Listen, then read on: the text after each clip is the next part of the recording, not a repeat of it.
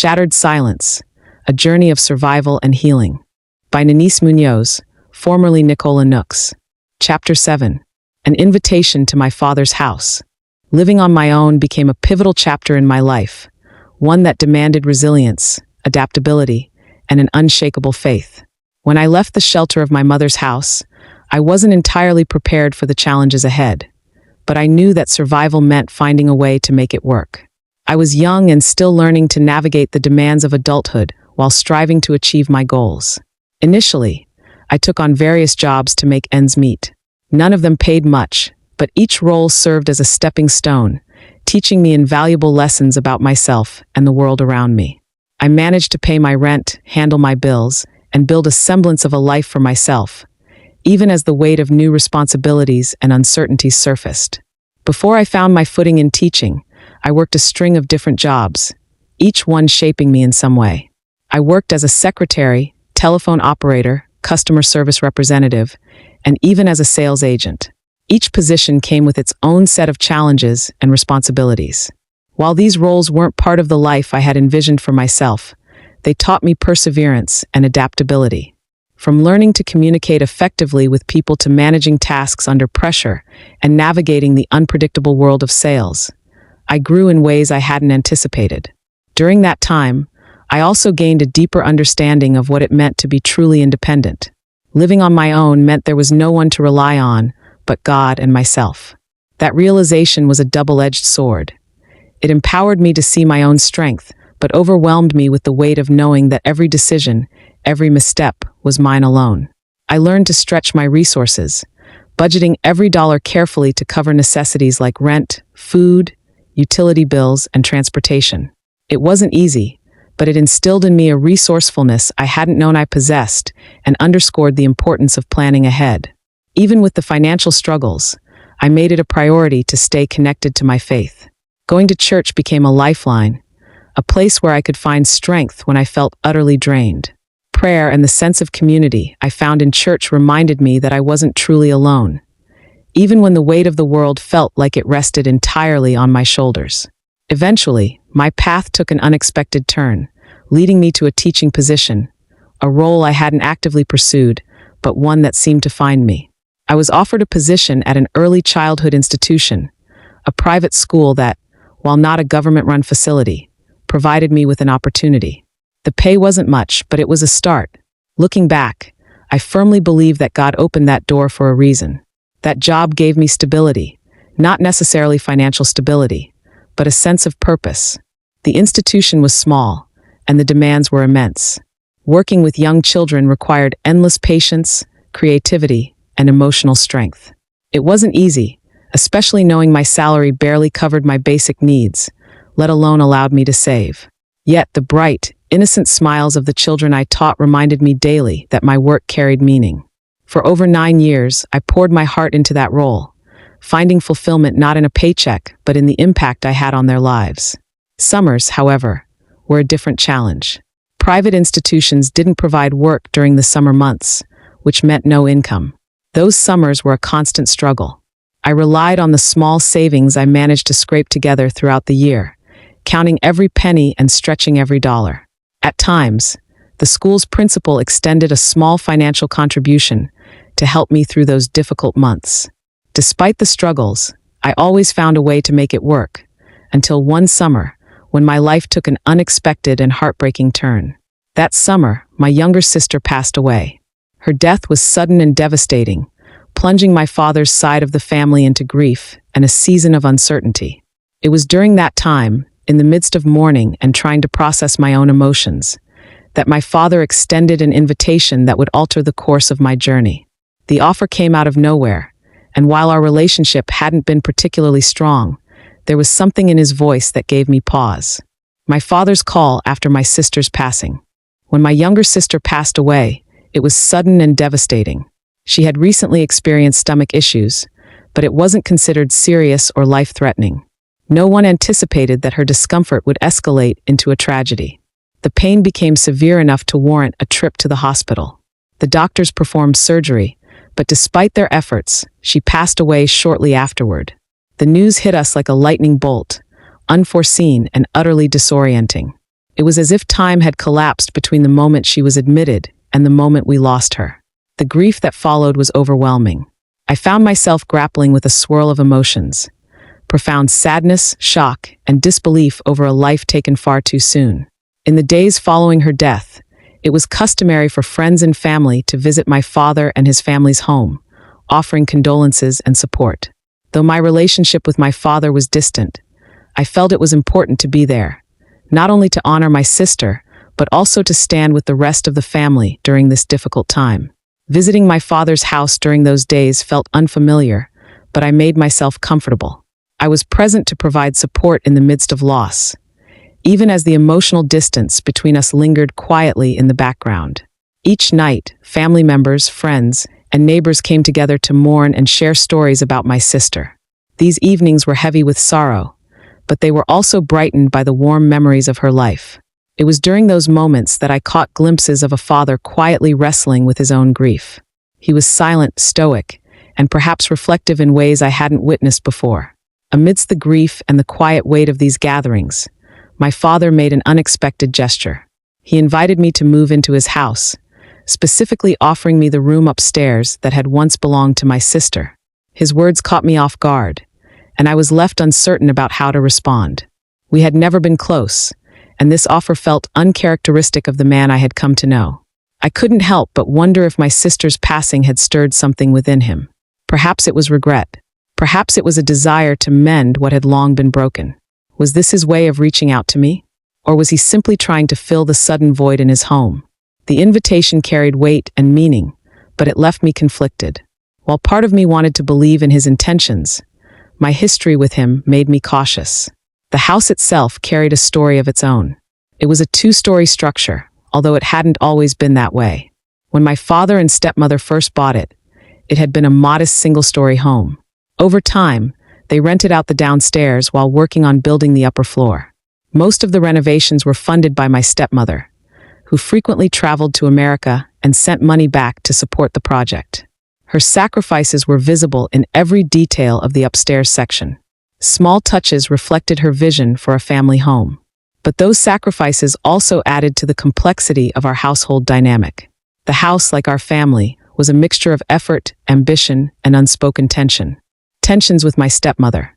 Living in my father's house, though far from perfect, initially felt like an opportunity for stability. After the loss of my younger sister, he had invited me to stay, assuring me that I wouldn't have to worry about bills. His words brought a sense of relief, a reprieve from the constant pressure of financial survival that had weighed on me for so long. For the first time in years, I felt I could breathe, even if only temporarily. I was deeply grateful for this gesture, particularly because my father had never been a consistent presence in my life. It felt like he was attempting to make up for lost time, offering the kind of support he hadn't provided before. Yet beneath the surface of his invitation, I sensed an unspoken tension that I couldn't ignore. Not long after moving in, I learned about a conversation that would change how I viewed my time there.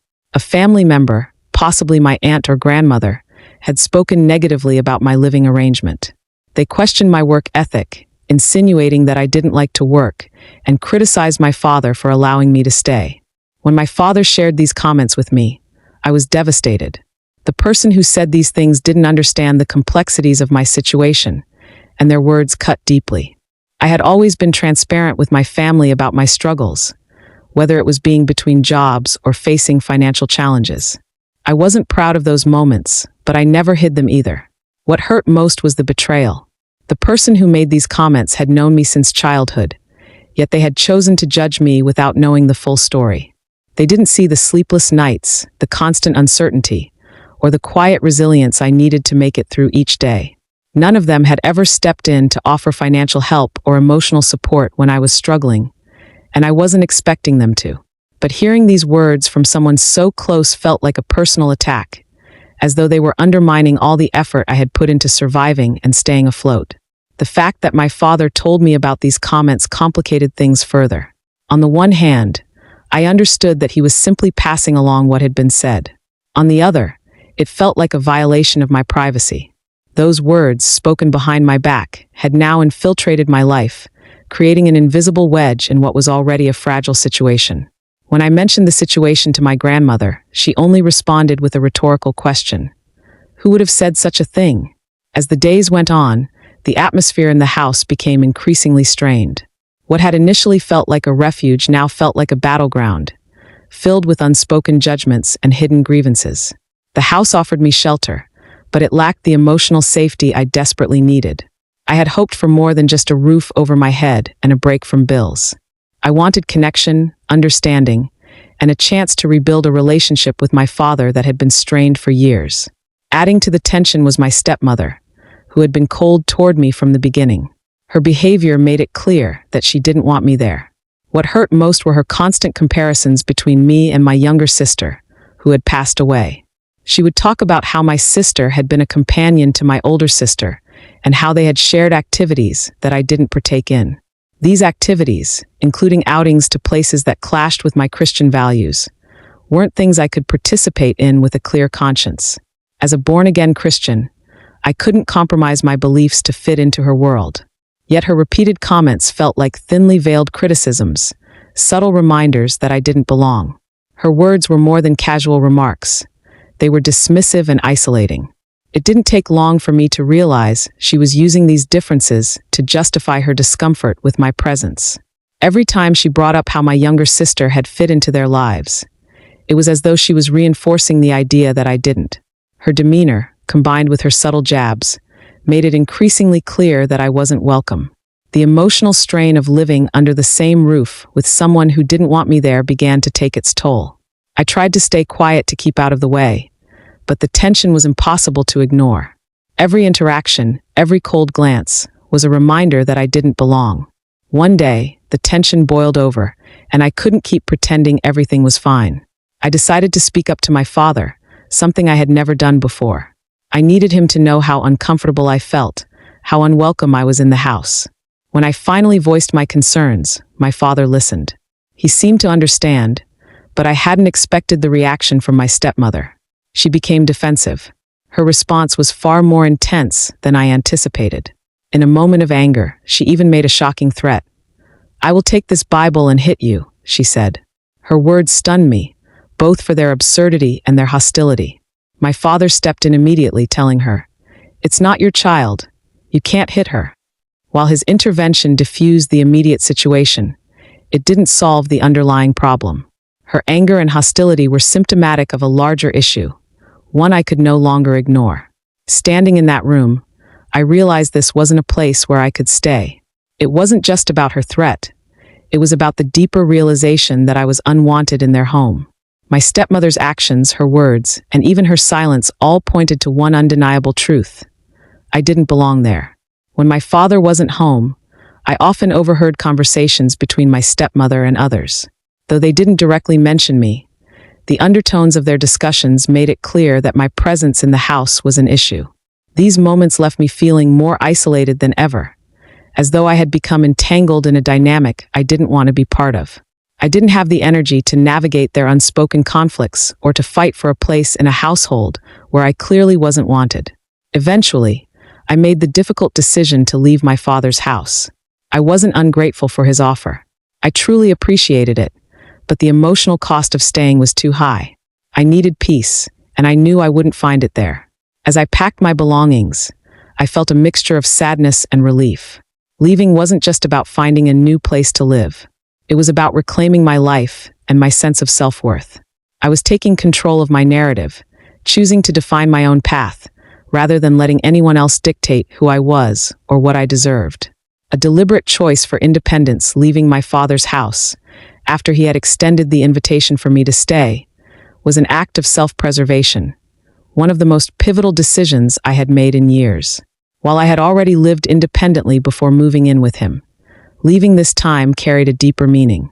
It symbolized my determination to reclaim my independence, not just physically, but emotionally as well. It was about creating space where I could prioritize my well-being and rebuild my sense of self without the weight of constant tension and judgment. The more I thought about my circumstances, the clearer it became that leaving was my best option. Living in that house had begun to feel stifling, like every action I took was being scrutinized and every word I spoke was being misinterpreted. It was exhausting. I wasn't a dependent child anymore, relying on my parents for guidance or approval. I was an adult, a woman who had experienced enough challenges to know that sometimes the only way to protect your peace is to remove yourself from toxic environments, even if those environments are tied to family.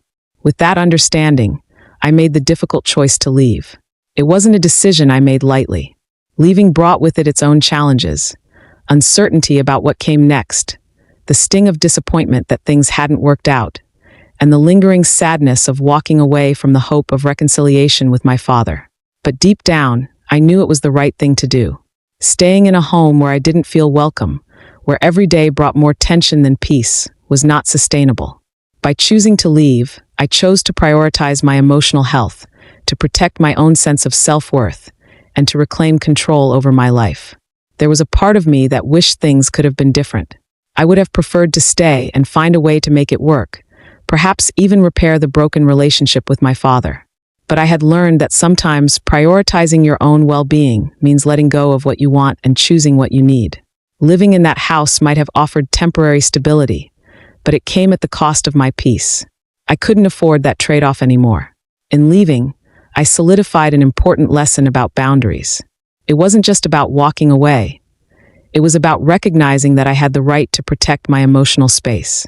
It was about understanding that my self-worth wasn't tied to anyone else's approval, nor was it something I was willing to sacrifice to avoid conflict. Leaving my father's house wasn't just a step toward reclaiming my independence. It was a declaration of my commitment to my own growth, peace, and resilience. Shifts in my mother's behavior. Reflecting on the period when I moved in with my father, I noticed a marked change in my mother's behavior. Before, our interactions were fleeting, brief exchanges centered around necessities and logistics. But after my relocation, something shifted. She began calling me every morning, asking how I was doing, and making plans to spend time together. She'd invite me over for small, seemingly intimate gestures, like doing her hair. At first, I welcomed these calls with open arms. They felt like a long-awaited bridge to a relationship I had quietly longed for. Her attention gave me hope, a glimmer of something I hadn't realized I was missing. I interpreted her gestures as love. The daily calls, her sudden eagerness to spend time with me, and the closeness I thought was budding between us. The timing felt right, and I let myself believe that this was the start of something meaningful. Yet now, as I reflect, I see the possibility of other motives. Had my moving in with my father triggered something in her? Was she worried that our relationship might slip away, or that I might grow closer to him than to her? Perhaps it was guilt, competition, or even fear that spurred her sudden interest in reconnecting. At the time, though, I didn't allow myself to question her intentions. I was too busy basking in the glow of her newfound presence in my life. Looking back, I wonder if she feared I'd tell my father about the abuse I endured living with her. I think I wanted to believe her love was finally showing itself the way I had always hoped it would. I didn't stop to wonder if her motives might be more about her than about me. But now, with the benefit of hindsight, I can see there was more complexity beneath the surface than I realized back then. This time in my life brought an unexpected mix of emotions. The joy of hearing her voice every morning was real. I won't diminish that. But so, too, was the undercurrent of confusion I didn't fully acknowledge at the time. Was this warmth genuine, or was it driven by something she couldn't admit to herself? These questions didn't form until much later, when I had the distance to unpack what really happened. In hindsight, I see this period as a poignant reminder of how fragile familiar relationships can be. They are shaped not just by love, but by fear, insecurity, and unspoken needs. Her increased communication was a double-edged sword. It gave me a sense of connection, but also raised questions about authenticity that I wasn't prepared to face then. For anyone experiencing similar shifts in family dynamics, I've learned how important it is to take a step back and reflect. When someone's behavior changes suddenly, especially in relationships as layered as those between parent and child, it's worth asking why. Honest conversations, though difficult, can shed light on those motivations, helping you navigate the emotions that arise. Ultimately, my mother's sudden increase in communication during the time I lived with my father was both joyful and complex. While it brought a sense of reconnection and hope, it also prompted deep reflection on our relationship and the underlying factors that shaped it. This experience ultimately became a turning point in my personal growth, deepening my understanding of the complexities of familiar bonds. The turning point, the calls that stopped coming. This daily communication had given me hope that our relationship was finally strengthening, fostering a closeness I had longed for. However, when I relocated, the daily calls stopped abruptly. Days turned into weeks without hearing from her. At first, I tried to rationalize her silence, convincing myself that she might be giving me space to adjust to my new environment. But as time passed, a deep sense of abandonment and confusion set in. The stark contrast between her earlier eagerness to connect and her current silence left me bewildered. When she eventually called, her tone was sharp and accusatory. "So, you can't call me?" she asked, as though maintaining our relationship was entirely my responsibility. Her words felt like a reprimand, disregarding the fact that communication is a two-way effort. I reminded her of the daily calls she'd made when I was staying at my father's house and questioned why that effort had disappeared. "Calls go both ways," I replied, trying to express that building a relationship requires equal commitment. This conversation became a turning point for me. It forced me to confront the reality of our relationship dynamics and recognize a troubling pattern. Her increased communication during my time with my father wasn't about genuine concern for me. Instead, it seemed driven by her desire to assert her presence, perhaps out of fear or control. Once I was no longer in that environment, her motivation to maintain consistent contact faded. Coming to terms with this realization was both painful and liberating. It illuminated the conditional nature of her attention and affection, compelling me to reevaluate my expectations and the emotional energy I invested in our relationship. I began to understand that my sense of self-worth could not depend on her unpredictable involvement in my life. At first, her silence felt like a profound loss. But in hindsight, it was an opportunity, a chance to break free from unhealthy dynamics and take a bold step toward emotional independence. This journey wasn't without its challenges, but it was a necessary process. I began to assert my individuality and build a life grounded in self-respect, autonomy, and genuine connections. Embracing emotional independence transformed every aspect of my life. I learned to prioritize my emotional health, seek relationships that were mutually fulfilling, and stand firm in my journey toward self-discovery. By stepping away from conditional love, I created space for authentic relationships that nurtured my growth and happiness. I started to dismantle limiting beliefs I had carried for years and replace them with a healthier self-image rooted in self-acceptance and self-love. For the first time, I focused on nurturing my well-being, pursuing personal interests, and building reciprocal, supportive relationships. In closing, I want to share that while therapy can be a valuable tool for many, I found my strength through my unwavering Christian faith. Although I didn't have access to therapy, God's word became my guide and comfort during the darkest moments of my life. I leaned on his promises, trusting that he would never leave me nor forsake me. Through prayer, reflection, and his guidance, I found the strength to heal and overcome struggles that once seemed insurmountable. If you're reading this and carrying burdens of your own, know that you don't have to face them alone. Seek help in any way that is available to you, whether through therapy, a trusted friend, or by turning to God. Healing is possible, and you can rise above your challenges. Take that first step toward healing. With faith, perseverance, and God by your side, you are capable of overcoming anything. You are stronger than you realize. The realization, no more games. For many years, I longed for closure, a deep internal peace that I believed would come from the kind of support and validation I thought only a parent could provide. I searched for someone to tell me that I mattered, that I was worthy, and that my struggles were not in vain. The absence of that support, especially from my mother, left me feeling incomplete, like a puzzle missing a crucial piece. Yet, in my search for answers and healing, I came to a profound realization. I didn't need closure from anyone else. The turning point came when I realized that my worth was never tied to someone else's acknowledgement or approval. The closure I had been seeking had to come from within me. For so long, I felt incomplete, believing that only a certain conversation or moment of understanding with my mother could fill that void. But as I grew in my relationship with God and began to see myself through his eyes, I understood something life-changing. I had always been enough. My worth was not defined by others' actions or their ability to meet my expectations. I had to learn to see my own value, regardless of how others treated me or the validation I once craved. This realization empowered me in ways I hadn't anticipated. I stopped waiting for someone else to provide the answers, the comfort, or the acknowledgement I thought I needed. I let go of trying to prove I was worthy of love or care. I realized God had already given me everything I needed to thrive: His love, His word, and the strength He had instilled within me. I began to embrace my journey and my healing, not because of external circumstances, but because I chose to take control of my story. With this newfound sense of agency, I began to build my life around my faith and values. No longer did I see myself as a victim of my circumstances or someone incomplete because others failed to meet my expectations. Instead, I embraced the truth that I was a work in progress. Each step I took toward personal growth became an act of empowerment. I learned to set boundaries, make decisions aligned with my values, and trust that I was capable of creating a life that honored who I was. This empowerment wasn't about rejecting others. It was about embracing my own power and worth. I no longer depended on others to define me.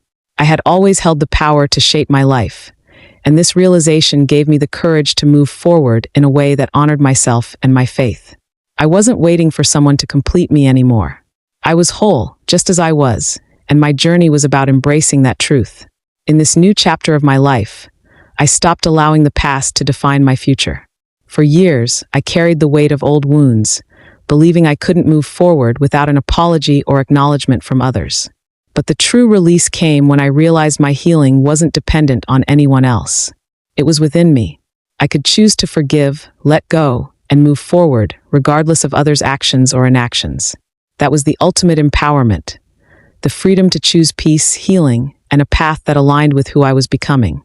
Healing, I've learned, is a process. It doesn't happen overnight. It requires facing pain, acknowledging the hurt, and making the conscious choice to move forward with faith and determination. There were still moments when I felt the sting of past wounds, but I no longer let them consume me. Instead, I faced them with a sense of control and understanding. My past no longer defined me unless I allowed it, and I chose not to. As I embraced this newfound strength, I began to build relationships founded on mutual respect, trust, and authenticity. I no longer felt the need to prove myself or seek validation from those who couldn't give it. I could simply be myself fully and unapologetically, and that was enough. The relationships I built were stronger because they were grounded in self-respect and honesty, not the need for approval. By taking control of my narrative and recognizing my own worth, I discovered a purpose and direction I had never felt before. I was no longer a passive participant in my life. I was in control, and the choices I made reflected the person I was becoming. Freed from the burden of seeking closure from others, I found peace in creating a life grounded in faith, self-worth, and inner strength.